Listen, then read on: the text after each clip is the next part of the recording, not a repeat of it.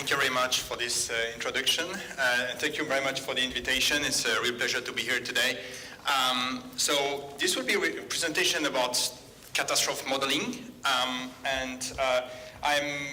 the title of this session was about climate change, changing world, and I'm sure many of you already have heard on seen many presentations about how the risk may increase, how this can basically damage the insurance or air insurance business in the future. So I'm trying here to take maybe a slightly more optimistic angle and showing you about how basically the models maybe in the future can help you to better manage the risk, but also maybe to take even business opportunity out of the climate change and the challenges there. And I will basically focus on the flood peril, just to give you some of those examples. So we know that projection in the future for the next 10, 50, or even 100 years is pretty uncertain. And we know, but in terms of flood risk, we are pretty confident that the risk is for sure not decreasing. It's likely to increase at some points. This is due to different factors. The first one is the change in the precipitation pattern and the different flood features you may have in the flood event we have in Europe, especially having now largest flood event hitting different countries, and also because basically the exposure at risk is increasing as well. So we have like a socio-economic growth. This is all valid for the whole of Europe, and now we are already more exposed from that perspective. This could of course lead to several challenges, and I just want to listen three of them, which are, in my view, pretty interesting to investigate, especially using a catastrophe model for that. It's around spatial correlation. As you have seen on my previous slide, actually, it's likely that now in the future we may have larger events touching not only one region, one country, but maybe several in a row that could create clashes. So that for you, for your business, the challenge, of course, is to know how you can deal with that, how you can really diversify your risk to get something that is more tractable in terms of your loss experience and avoid too much accumulation. The second one is about the total event duration.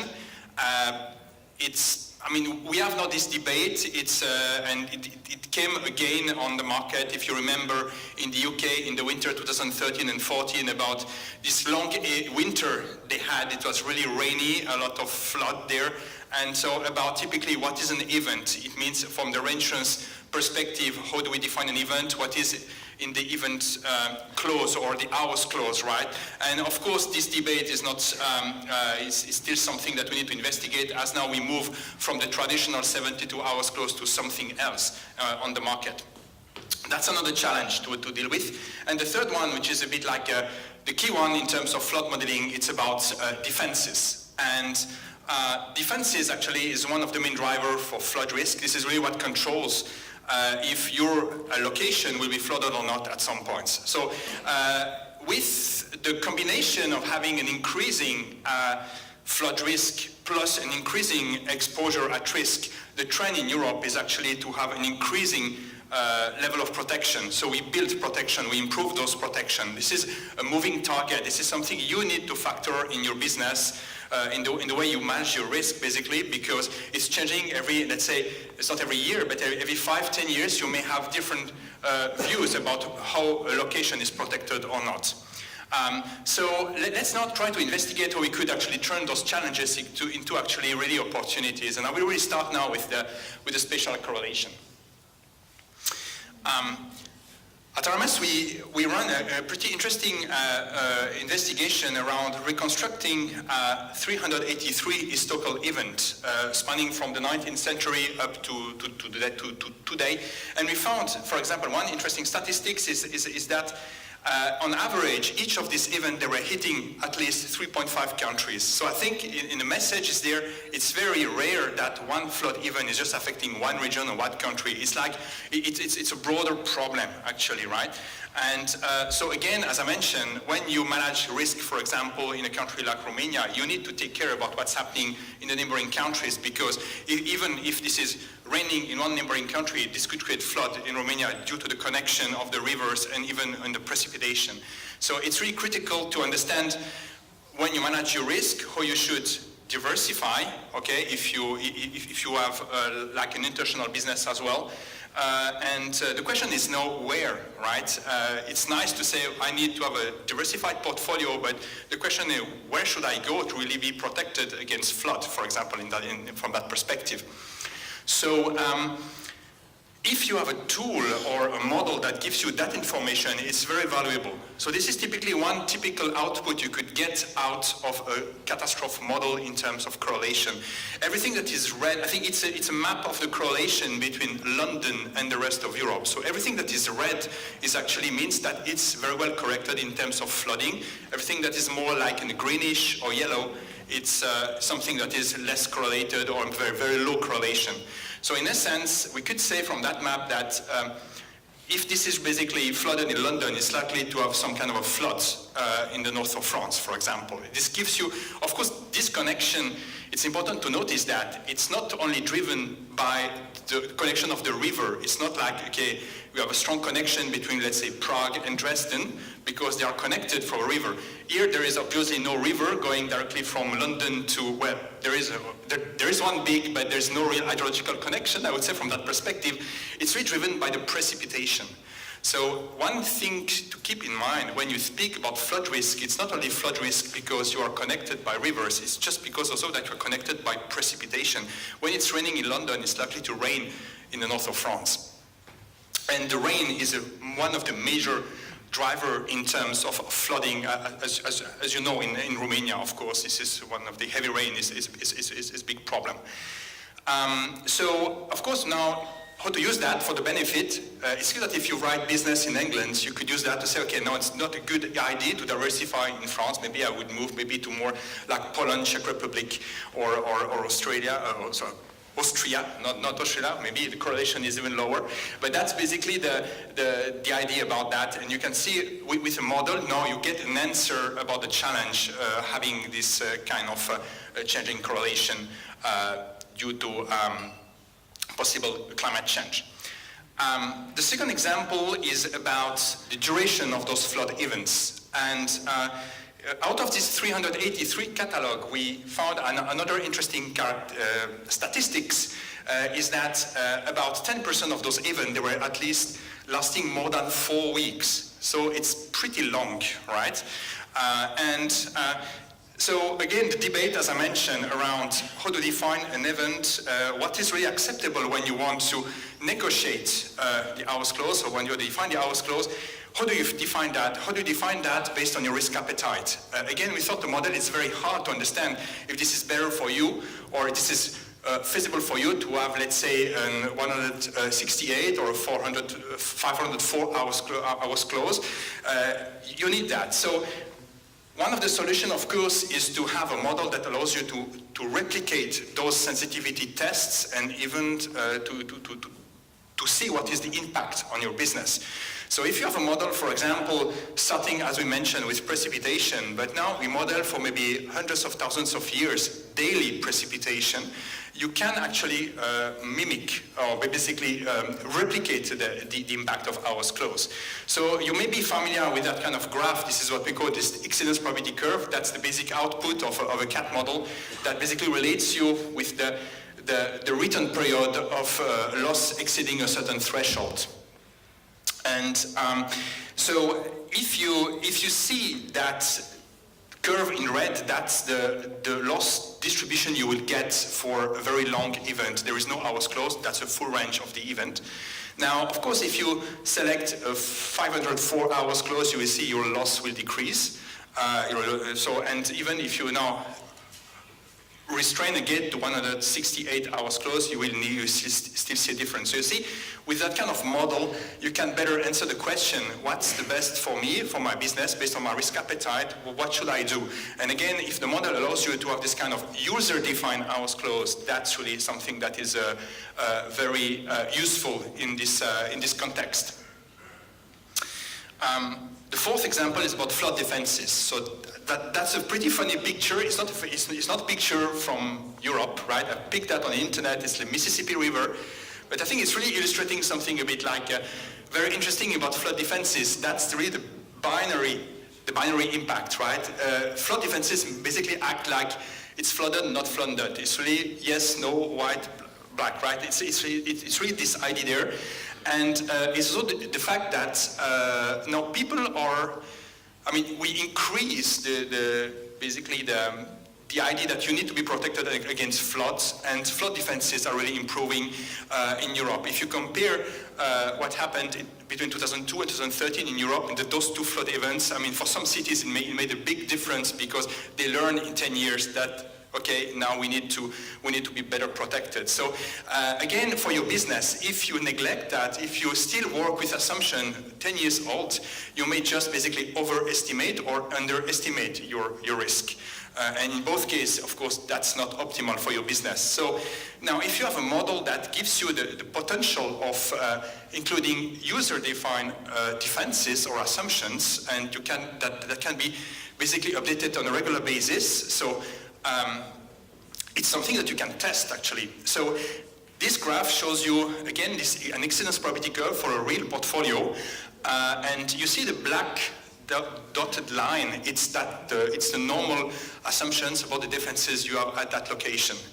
Now, with that model, for example, you can increase what we call the standard of protection. That's really like the way the defense will protect a certain location. So you increase the standard of protection, you give something schematically given by this blue there, and you get those curves there, which are, of course, generating lower losses. You could also decrease the standard of protection. You are more vulnerable, you are more prone to be flooded. That's the red curve. And you see your losses, of course, are increasing.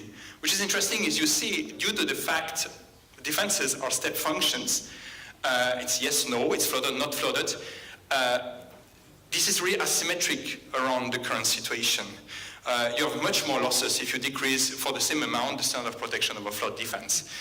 So in essence, what you can see basically is that if you use old defense assumption and that are basically no longer valid because they improve that, and basically your modeling assumptions are not up to date, you will basically overestimate your loss. And of course, that's not good for your business because for all the capital you have to retain to be protected against that loss, you could do something else with that, right?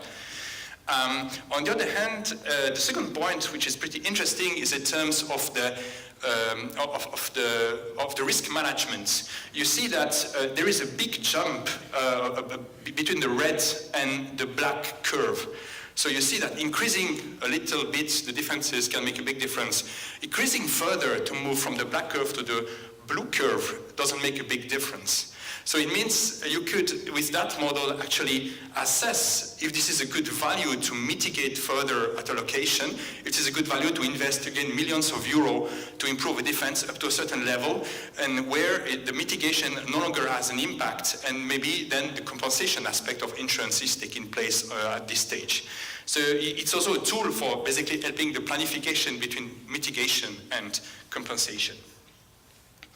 So, we have seen that it's possible to deal with the challenges about change in spatial correlation, change in the duration of an event, change as well in the assumptions around defenses.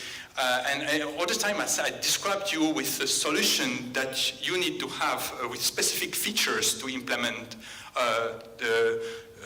to solve those challenges, basically. So just in one slide, I can just show you a bit what we are trying to do here at RMS in terms of creating a model that includes those features and that will allow for those benefits, basically. So at this stage, what we are releasing now is basically a model spanning around 13 countries. Which is interesting to see is that we have now this kind of pan-European coverage at this stage. So at this stage, Romania is not a part of it. It can be extended, of course, in the future. But what is interesting to note here is that we have 13 countries, just one event set. Even all these events in the model, they are not restricted to one country, but they span for the whole of Europe. And also we start with precipitation, which is very important, as we mentioned, because that's the key to model, to get the benefit out of a model in terms of spatial correlation, in terms of the hours close, and also in terms of capturing all types of flooding.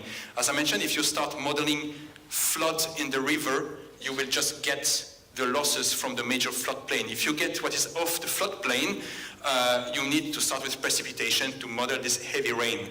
So that's really one feature we take care. And that's very important. In Europe, this off-floodplain losses for the insurance industry could reach between 30 and 50% of the average annual loss. This is significant, not to ignore that.